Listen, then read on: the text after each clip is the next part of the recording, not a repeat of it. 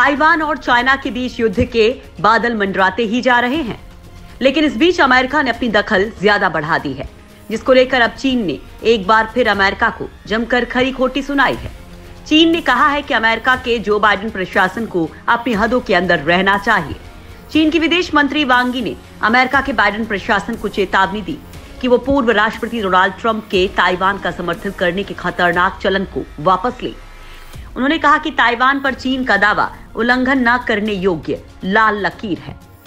America का वैसे तो ताइवान की लोकतांत्रिक रूप से निर्वाचित सरकार के साथ आधिकारिक संबंध नहीं है, लेकिन वो सैन्य और राजनीतिक मामलों में इस द्वीपीय देश का खुला समर्थन करता है। ट्रंप ने भी अपने कार्यकाल के दौरान ताइवान के साथ अरबों डॉलर की कई खतरनाक मिसाइलें और लड़ाकू विमानों की डील की थी। ट्रंप ने अपने कैबिनेट के कई वरिष्ठ नेताओं को ताइवान दौरे पर भेजा था, जिससे चिढ़ते हुए चीन ने लड़ाकू विमानों को ताइवान के ऊपर उड़ाया था। चीन दे चुका है हमले की सीधी वार्निंग। चीनी विदेश मंत्री वांग ने कहा कि ताइवान मुद्दे पर चीनी सरकार के सामने समझौते या रियायत की कोई गुंजाइश नहीं है।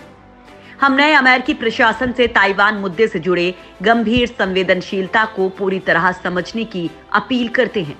वैसे तो वांग ने इस संबंध में कोई संकेत नहीं दिया कि अमेरिका अगर अपना रुख नहीं बदलता है तो चीन क्या कर सकता है, लेकिन सत्तारूढ़ कम्युनिस्ट पार्टी ने चेतावनी दी कि अगर ताइवान औपचारिक स्वतंत्रता की घोषणा करता है या मुख्य भूमि से जुड़ने की वार्ता में देरी करता है तो चीन उस पर आक्रमण कर सकता है। कुछ दिन पहले चीनी रक्षा मंत्रालय के प्रवक्ता ने कहा था कि ताइवान में मुट्ठी भर लोग स्वतंत्रता की मांग कर रहे हैं। हम उन ताइवान की स्वतंत्रता की मांग करने वाले तत्वों को चेतावनी देते हैं कि जो लोग आग से खेलते हैं वे खुद को जलाएंगे और ताइवान की स्वतंत्रता का मतलब युद्ध है। ताइवान पर क्यों चिढ़ रहा है चाइना? चाइना का मानना है कि ताइवान की लोकतांत्रिक रूप से चुनी गई सरकार औपचारिक स्वतंत्रता की घोषणा की ओर बढ़ रही है। हालांकि ताइवान के राष्ट्रपति त्साई इंग-वेन पहले से ही कहती आ रही हैं कि ताइवान पहले से ही एक स्वतंत्र देश है, जिसे चीन गणराज्य कहा जाता है। उधर चीनी रक्षा मंत्रालय ने फिर कहा कि ताइवान चीन का एक अविभाज्य अंग है। कुछ दिन पहले ही चीन ने ताइवान के वायु क्षेत्र में अपने 8 H-6 के परमाणु बॉम्बर्स को उड़ाया था। इनके साथ 4 की संख्या में J-16 लड़ाकू विमानों का दस्ता भी मौजूद था। ताइवान की जवाबी कार्रवाई के बाद चीन के विमान भाग गए थे।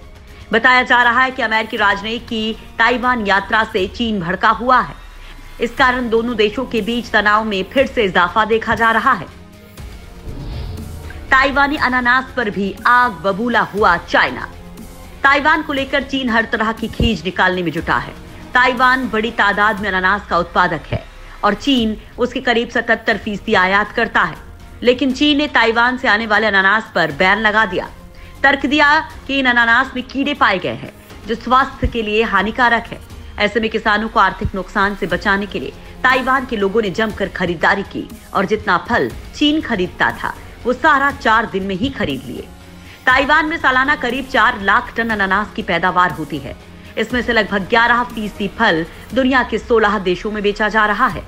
इसमें से अनानास का सबसे बड़ा खरीदार चीन है। चीन के प्रतिबंध से ताइवान को बड़ा नुकसान होता। ऐसे में किसानों को बर्बादी से बचाने के लिए ताइवान में कृषि विभाग ने अनानास की आजादी का अभियान शुरू किया। विभाग ने आम लोगों से अपील की कि किसानों को आर्थिक नुकसान से बचाने के लिए वे अनानास खरीदें, और इस मुहिम का ये असर हुआ कि 4 ही दिन में 41,000 टन से ज्यादा अनानास खरीद लिए गए। साथ ही ताइवान ने चीन के अनानास में कीड़े की बात को गलत कहते हुए इसे अपने खिलाफ दुष्प्रचार बताया। वहीं चीन के खिलाफ ताइवान की मुहिम को दुनिया के दूसरे देशों का भी साथ मिल रहा है। अमेरिका, कनाडा, जापान जैसे देशों ने ताइवान के अनानास बचाओ मुहिम का समर्थन किया है।